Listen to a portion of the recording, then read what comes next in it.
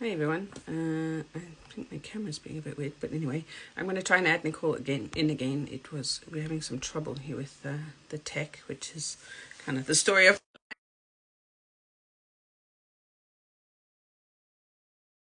We're going to go live on Zoom instead. So I don't know if Nicole, if you were there, I've just sent you an invite. Failing that, there you are. Hello. Hi. Oh, Instagram's been a bit of a pain today, really. When is it not a pain? Yeah, sorry about that. It's been a little bit confusing. It was saying to me that you were unable to join. So Oh, sorry about that. So we're a well, little bit late. to be honest, I'm a millennial that is very troubled with social media. And so I was like, how do we go live? Yeah, I feel like my friends are like, don't be a boomer. Sorry, sorry. I'm really good with tech, but social media is just like, oh, someone show me how. yeah, yeah. As somebody I know who's very good at social media asked me yesterday how to do a reel. So I was like, that's a bit strange, but It's a real thing. yeah. So nice to have you, Nicole. So Oh, I was saying that you are an instructional designer and Kajabi expert, but I'll let you mhm. tell us more about that. Oh, sure. Yeah. So, instructional design background. So, I worked in K-12 districts, kind of coaching teachers with technology, using that in the classroom. And then I moved to higher education, supporting professors and helping them turn their in-person class into online. This was all pre-COVID, so it was still quite new. And so, yeah, I love doing the work of leveraging technology, breaking down walls of accessing knowledge. And so I just took it into the coaching and consulting world where they're kind of like the educators of the business world, or within their niche, and helping them take their intellectual property, their wisdom, their genius, and make it accessible for everyone else that needs it. So, yeah, that's what I love to do, just turning their genius into an actionable digital product and community. And I love doing it in Kajabi, mostly because I can help them create an entire system that takes a lead or someone very interested through an entire funnel and deliver it all in the same platform. So Mhm. I've been testing out lots of different platforms for years to help coaches and consultants. And I used to say, hey, I'll build it on whatever platform or tool that you want to use. And I will use third party tools like Zapier and Make to connect it all together. That was a nightmare. So I was like, and things were breaking, it's just kind of you cross your fingers and hope everything, the platforms speak to each other. And I said, no more, let me find a platform that really gives my coaches and consultants everything that they need to take someone from hello to happy customer. So, yeah. It's great. I have some experience with both those, well, all three of those things actually, working on the different platforms, a bit Yeah. of Kajabi, a bit of instructional design, and the coaching. So Oh, I understand perfect. where you come. There's the Zapier thing. People are like, just do a zap. I want to cry. But It's so true. so when you say you specialize in Kajabi, are you doing building their courses for them, and as well as they're setting up the email and coaching side of it, or is it just the courses that you're featuring, Yeah, I focusing on do that? it. I do it all only because I wanted to learn it all. My number one value is like growth and education because I mean, hence why I became an educator to start with. So I just didn't like the fact of like, oh, I can't do that in what Mhm. you need. So I dove into learning everything I could, web development, funnels, email marketing, automations, setting up a membership, setting up the back end customer experience systems. So I do it all. I try to say it's a one-stop solution for you to build your dream online business. And I won't say that I'm a marketing guru or gener a lead gen guru or like ads or anything. But from the moment someone says, "Oh, that's interesting. I want to learn more," then I can take them all the way through, to happy customer. So yeah. Yeah, that's great. But then like, with the Kajabi platform, I know that they've keep changing their terms and conditions to some degree, where they're going from having many courses, they went back down to having one course, and then so how do you manage that as a person who's running their business, delivering the service? Yes. So, I mean, the plans are going to say how many products you can have. Mm-hmm. But a lot of times, I mean, my biggest target market, or people who seem to be attracted towards me are like health and wellness Okay. coaches, and which I love working with them. They have such a golden heart, and I'm like, let me help you. So we are usually creating like the overall transformation. We start there. So it's not about like, there are some coaches and niches that lean towards like multiple little mini courses or having a whole shop of digital products. Mostly my clients are like, I want to help my people have an amazing transformation, have an amazing experience, and have connection. So that is usually like maybe a coaching, maybe they start with a group coaching or maybe one on one coaching that moves to group coaching. Maybe they want a community aspect, and maybe they want a like a roadmap, I call it, which is a digital course, how to get from A to B.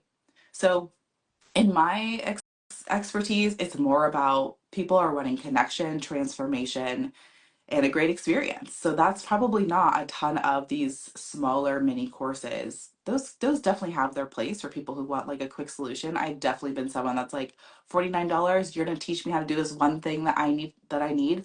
Amazing. I'll take it. But most of the time my clients are they have a great connection with their people either on social media or even in person, and they say, okay, what do I need to do to simplify my business and systemize it? Good. Nice. It's an interesting niche as well. Well, your niche is more Kajabi, Yeah. but the health and wellness coaching is it's very different. Every coach that works in the field seems to have a different methodology, so it's really quite interesting. It's true. It's true. And they're very specific for like their people. People are very niche in health and wellness, or they can be overall like just even mindset or helping moms cope with overwhelm. Like it can be very general and they all have their thing, but really their audience are just connected to their likeness. And I think that's what people buy people essentially, right? So it's like who they're connected to, and then how they can serve their audience. So that's, yeah, that's who I'm trying to help. So do you still work with the formal education sector, or are you entirely working for yourself now? I actually do still teach a college class just because I can't let go of my teacher-ness. So I teach, yeah, so I teach an online course for a college I used to work for in Oregon. And I also serve them as kind of like within the program I'm in as like a online systems. Like they're like, Nicole, how do we make this online? How do we simplify this? How do we automate this? So I serve them in like a consulting capacity as well. Okay. Well, while you're on that subject, could you provide an overview of your products and services that you offer to your clients or potential clients? Yeah, yeah. So my main core offer is it's a digital membership magic, I call it. So it's taking your intellectual property all the way from I've been doing this like one-on-one or like, just on a live Instagram. How do I turn something I'm saying over and over again to get my clients results into more of a productized service where I can use my time instead of repeating myself, just use my time to connect more with the people and they have the roadmap there. So that service is building their quick results funnel. So it's a certain funnel that I build and utilize. Um, then I will develop all the components of their membership. And then all the systems that go along to pull it off so that you don't need a team to make this machine run. And so you can just show up and coach. So that's my main service there. And then once they have that kind of machine going, they're able to show up and coach. People are coming in automated in an evergreen funnel. Then they're like, hey, Nicole, I need to refresh my website. No problem. We'll build that out. Or they want a different kind of funnel. This funnel is working really well. What about a challenge? Okay, we'll build that out.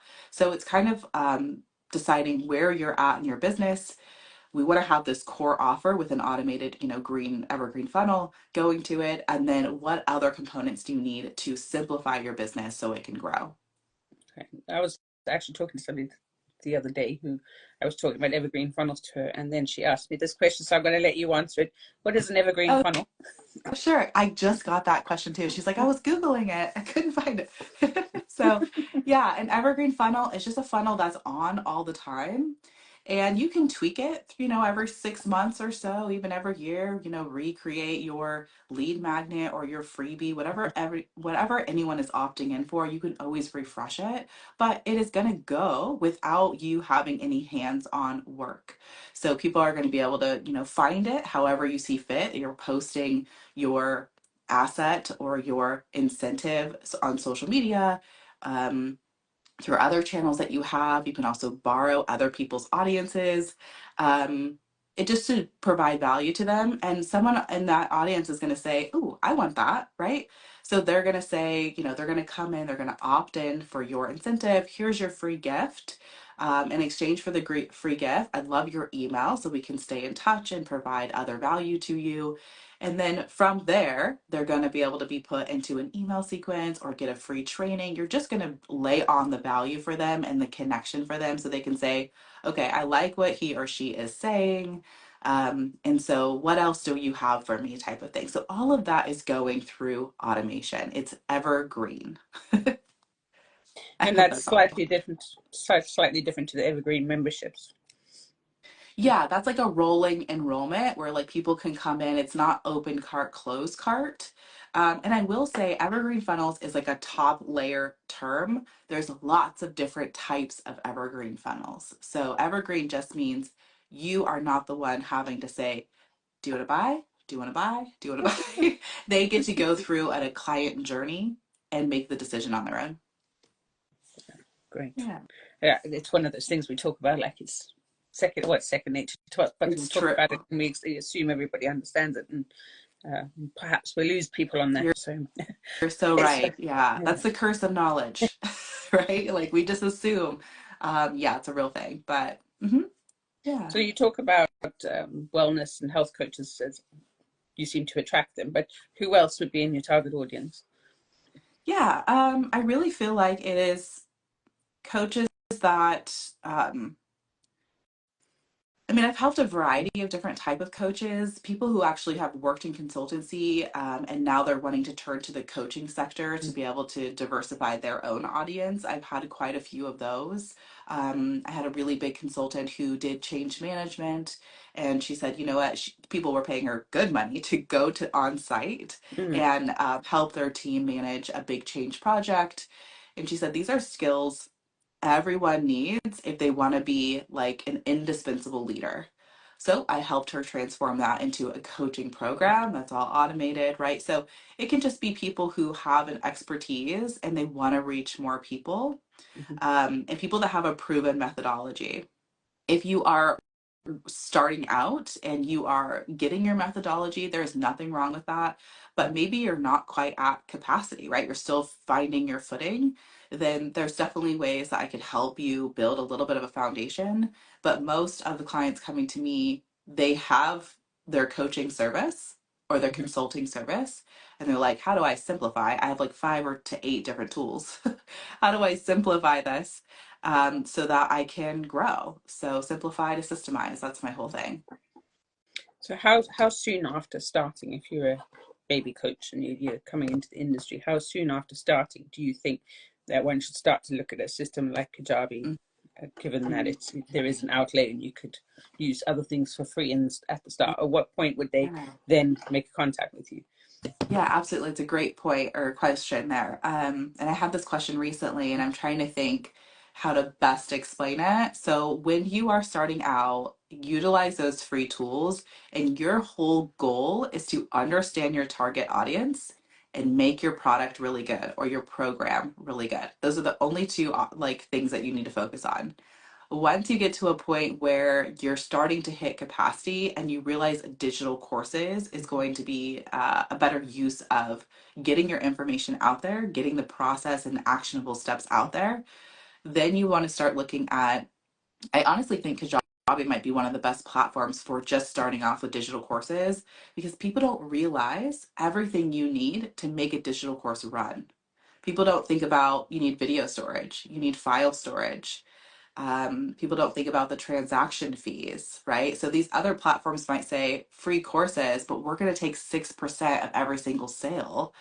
So you have to, you want to talk to someone who's been in this space, who understands all the other things that you need to make it run and make it run profitably. Mhm. So yeah, once you're understanding your target market, you have some type of lead generation tactic where people are saying, "Ooh, I want to learn more." And you're able to serve them and get feedback from them and make your product amazing, then you want to start focusing on simplifying so that you can scale. Before you're there, don't worry about scaling. Just think about who are you speaking to? How do they feel? Put your feet in their shoes and make an amazing product. Those are your only two goals. Yep, good point. I mean, there's a lot of noise in the industry, which I'm sure you're aware of. That you need to do this, you need to do that, but actually, it's the knowing who you're serving and creating a product to serve them with. So, yeah, it's Yeah, cut out the noise. That's probably the best advice I've gotten as especially an online entrepreneur because the noise is loud. Um, but you can take all the marketing and amazing courses you want, but unless you're able to reach the people you want to serve and talk to them, you have no ground, right? You have no footing. So don't worry about like the marketing component of it. Just figure out how to get to the market that you want to speak to and talk to them. That's it. Which was really hard for me. People are like, "Oh, just survey your audience to figure." I'm like, "What audience?"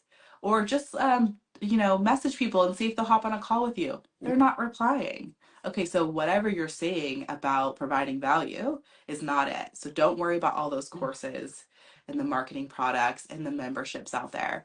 See if you can reach your market you want to speak to. yeah, it's a big one. I mean, with Instagram in particular, people say, "Oh, well, I've got 100,000 followers."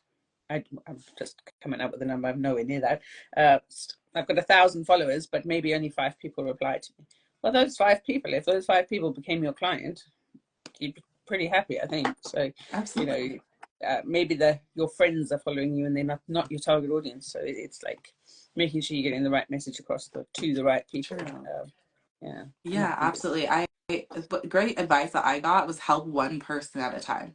Just help that one person at a time, and the amount of value exchange that you will have with that one person can skyrocket you to another level. But focus on helping one person at a time. yeah, that's good advice. Okay, so before you started working on your own business, what advice would you have liked to have had, or do you wish you'd had before you started? Before I started my own business, ooh, okay, so this is a good one. I think a lot of us start a business because, well, I did. I'm going to speak for everyone. I started a business because I was working my tail off in an organization where it didn't even matter if I was working my tail off. I could outwork everyone in my department and it does not matter. I mean, eventually maybe you can get a promotion when other people leave their seats above you, but I was really tired of being an A player Mm-hmm. in an organization or multiple organizations where it's like, yay, we're so happy because you're an A player, here's more work. And you have a coworker that's like, I don't even know what he does, but he's sitting right next to me. Yeah. So yeah, I mean, that was really a big struggle for me. And I thought, you know what? I don't ever want to be in a position where someone else can put a value on me. So I'm going to branch out on my own. I have these expertise. I learn every single day. I'm only trying to get better for myself and everyone I serve. So let me just bet on myself. Okay, so you go into business and then you're like, oh, you're really good at this one thing, but there's about 27 other things you need to be good at. So I think people need to understand that there's a difference between being a freelancer, of being saying, I have this great skills, hire me for my time or my project, Mm-hmm. versus running a business where you are organizing people or tools or systems to make a profitable outcome. I mean, that's you got to change it from a hobby to a business. So that is something someone need to tell me, and they probably wouldn't have dissuaded me from starting a business, but just to like understand, you're not going to be successful out the gate. You have one skill. You're probably a dynamite person at that skill, but you need 27 other skills to even get good grounding or understand those skills. Like, what are they? Yeah, that's a big one, and probably quite off-putting if you, you heard Yeah, that as somebody who sorry. hadn't started the business. Yeah. No, but it's a real talk. I mean, it's something that people don't really mention, and that because how many ads have you seen that say all you need to start a profitable business is an internet connection and a phone, and that's it? And it's like, hang on a minute, let's hang on a minute. That's right. Yeah. I mean, like you can get money online. Like if your Yeah. goal is to make money online, you could get some with an internet connection and a phone. But I think there's a difference of like people's vision of what that business, what they think is going to come of that business with their internet connection and a phone, right? So you could make money online, but it's very different than building their own Mm-hmm. business. Yeah. Yeah. It's also an ad that's currently going and saying if I was completely broke, this is how I'd make $1 million Oh, with so $1,000. And I was thinking, true. if you're completely broke, where have you got the $1,000 from? Yeah. But anyway, Yeah, broke is a little bit different, a little extra disposable income there. I've literally saw that that thumbnail on Instagram or YouTube this last week like 4 or 5 times of like, what would I do if everything burned down to the ground?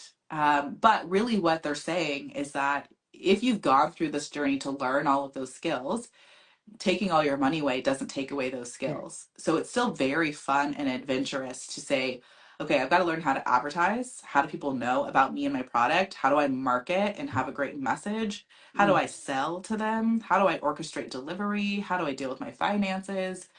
How do I hire someone for help? Like those are all components that mm, you learn along the way, and no one can take those skills away from you. So I think that's what the outcome of those, like if everything burned to the ground and I had no money left, you'd still have all your skills. yes, So that's true. Yeah. yeah. So, based on your experience, what advice would you give to aspiring business owners? Um, I'm gonna say like real talk. Inspiring business owners, you need to know that you're going to become a different person. And like that is 90% of the reward that you're going to get as you build your business. So just know if you're not finding success out the gate, Mm-hmm. that is 99% of the world. Do not listen to I had 100K month in my first year of business, right?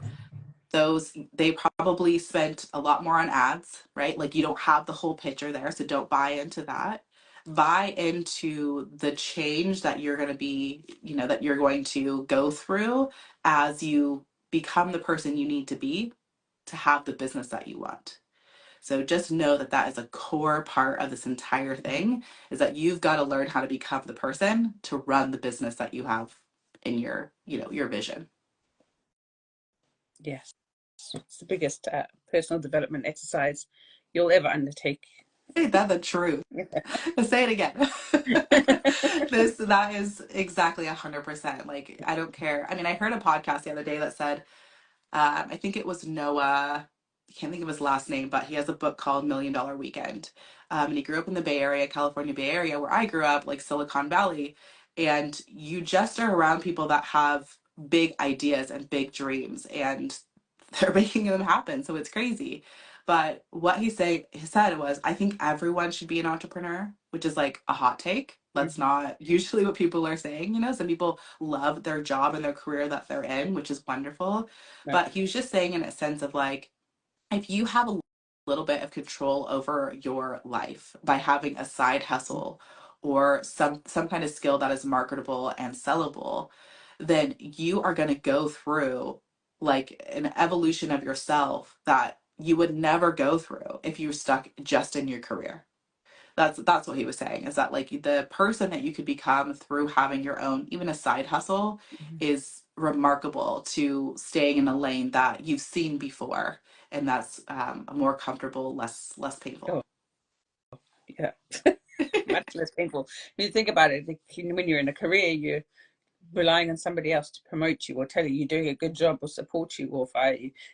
Whereas you have to do that all for yourself when you're self-employed or running your own business. So Right. and it's all at a much faster pace than in a career. So Yes, yeah, I do say I just was coaching. I have a friend that I used to teach with. We were junior high teachers, and she's starting in this coaching world. And she's asking me questions like, "Do you think this is worth it?" And I said, here's the best and worst thing of owning your business. No one's telling you what to do. It's the best and the worst thing. And you're going to hit that wall of like having to trust your own yourself. And I think that's what really changes you is having Mhm. to like bet on yourself over and over again and know that, you know, if you fail at something, it's separate from like you as a person. Um, but, you know, if you get up and keep going, which let me just give it to everyone who's going to watch this Mhm. that I cannot tell you how many times I have had like a moment of like, I need to go get a job, right? But the moment you start applying or looking for different jobs, I, it's just like a visceral, like, no, I don't want someone else to control my outcome or like what my life could be. So know that you're gonna hit those walls, but it's up to you. If you know don't continue, then Yeah, that's it's on you. yeah. But at the same time, if you need to go and get a job in the interim, Absolutely. and then carry it on in the background until you get to a point where it is all taken off, please do that. So, Yeah, absolutely. That's another thing is that I've had the same kind of I've coached, I've still taught this online college class for years because I love it, and you know it's a part of my income that I don't have to like question about that mm, for that month, and that's been really helpful. So don't think you have to like go all in and burn the bridges. Um, or burn the boats, more better analogy. But yeah, you can sidestep this into this world for sure. yeah, and that's a common one that I know Tony Robbins didn't say it was Julius Caesar, but Tony Robbins says it often with the burn the boats. If you want it, take the island, burn the boats. But don't burn the boats because some of those people might be your clients at the end, and if you piss them off too much, they may not. They may not. So That's a very good point. yeah. Yes. Yeah. A lot of consultants, their first clients are the people they just Mhm. left. Right. So, yeah, your relationships are your reputation too. So, yeah. Yeah. And then you were telling me about your totally change the subject a little bit there onto your Kajabi VIP day. Oh, Do you yeah. want to tell me a bit about that? Yeah. So the VIP day was built, or I created the service because I just kept hearing the same line over and over again from people I was having lots of conversations with, which is, yeah, I needed that built like yesterday. So I thought, okay, instead of having these like long drawn out projects with like an agency that you're working with, you know, with all these project meetings and all that, let me structure a service where I would get everything I need from you and then build it all 100% dedication on your project and your goal and build it all in one day. So these are very like small, not small to a lot of people, but I see it in my mind as like the one component of an overall system. So this could be your sales page. This could be your a funnel. This could be your, for example, a lead funnel. Um, this could be a course. So maybe you don't have all the content, but you have the first three modules, but you do need the actual course shell to start selling Yeah. this. And you need a customized course shell and you need automations to go with it. And you need a client buying journey. Like, how is someone going to buy this? How do they go from an offer to onboarding? So these are components where you need them and you needed them yesterday, if not sooner. So that's why I built the VIP day service. And now it's really turned into just a Kajabi VIP service because a Mhm. lot of it is multiple components that we're building to work together. And that can take a couple different days. But it's still structured in a way for me to kind of download what I need from you and Yeah. then put it in my project structure where I am like, you know, a Kajabi ninja over here. Kajabi Ninja. I like that. Okay, so I'm going to share all the information in the show notes, but how do people find you and get in touch if they want to talk to you more about your services and Kajabi and instructional design? Yeah, absolutely. So my website is thesystemizedceo.com, and you'll find information on there. But also on Instagram here. So at the Systemized CEO, you can DM me here. But yeah, my email is Nicole at thesystemizedceo.com. So shoot me an email. I'm just a person over here in my home office, like looking at my computer. So shoot me an email. I'll be here. Right. But yeah, Yeah, it's been really great speaking to you, and I've learned a lot from you, and it's been a pleasure. So thank you thanks again so for joining me. much. And I Thank you, hope you have a great Victoria. Friday because well, it's time there, 20 to Yeah, 9. it's early morning. I'm on East Coast time, so it's like a little past 8:30. But yeah, and tell me exactly where you are I'm again. in just outside London. At London. Okay, so I saw the British Standard Time. Yes. Yeah, Okay, so yeah, we're actually not that far off for time. So yeah, for 5 hours, I think. yeah, Yeah, it's been great speaking to you, Nicole. yeah. Thank you very much. Wonderful. Thanks so much, Victoria. Speak to you soon. Yeah. Bye. Okay. Bye.